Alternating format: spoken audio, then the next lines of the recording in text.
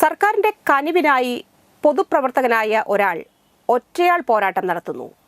Chalakudy judicial first class magistrate കോടതിക്ക് പുതിയ കെട്ടിടം നിർമ്മിക്കണമെന്ന ആവശ്യം ഉന്നയിച്ച് സർക്കാരിന്റെ കനിവിനായി കണ്ണുമൂടിക്കെട്ടി പൊതുപ്രവർത്തകൻ ഒറ്റയാൾ സമരം നടത്തി. സർക്കാരിന്റെ അടിയന്തര ശ്രദ്ധ ക്ഷണിച്ച് പൊതുപ്രവർത്തകൻ ജയൻ ജോസഫ് പട്ടത്താണ് വേറിട്ട പ്രതിഷേധം നടത്തിയത്.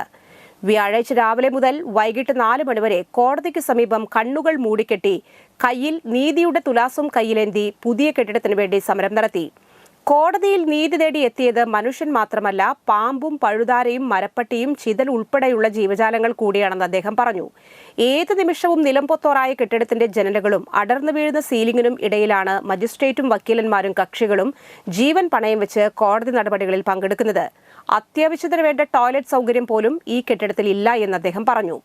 എന്തു വേണമെങ്കിലും സംഭവിക്കാവുന്ന വലിയ ദുരന്തത്തിന് കാത്തുനിൽക്കാതെ ആവശ്യമായ സൗകര്യങ്ങളോടെ കോടതി സമുച്ചയം എത്രയും വേഗം നിർമ്മിക്കാൻ സർക്കാർ മുൻകൈയെടുക്കണമെന്ന് ആവശ്യപ്പെട്ടുകൊണ്ടാണ് സമരമെന്ന് അദ്ദേഹം പറഞ്ഞു. ഈ സമരം ഇന്ന് ചാലക്കുടി മജിസ്ട്രേറ്റ് കോടതിയുടെ മുൻപിൽ നടത്താനുള്ളൊരു കാരണം, 3-4 വർഷങ്ങളായിട്ട് പുതിയ കെട്ടിടം പണിയാനായിട്ട് ഹൈവേയുടെ സൈഡിലായിട്ട് പണി തുടങ്ങി. പിന്നെ അവിടുന്ന് കോടതി ഇങ്ങോട്ട് മാറ്റി.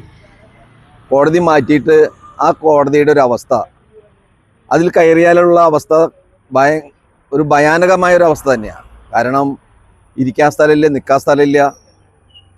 100 കണക്കിന് വക്കീലന്മാരും 100 കണക്കിന് കക്ഷികളും ഒക്കെ വന്ന് അതിൻ്റെ അകത്ത് നിൽക്കുമ്പോൾ ശ്വാസം മുട്ടി മരിക്കുന്ന ഒരു നിലയിലാണ് ആ കോടതിക്കകത്തുള്ളത്.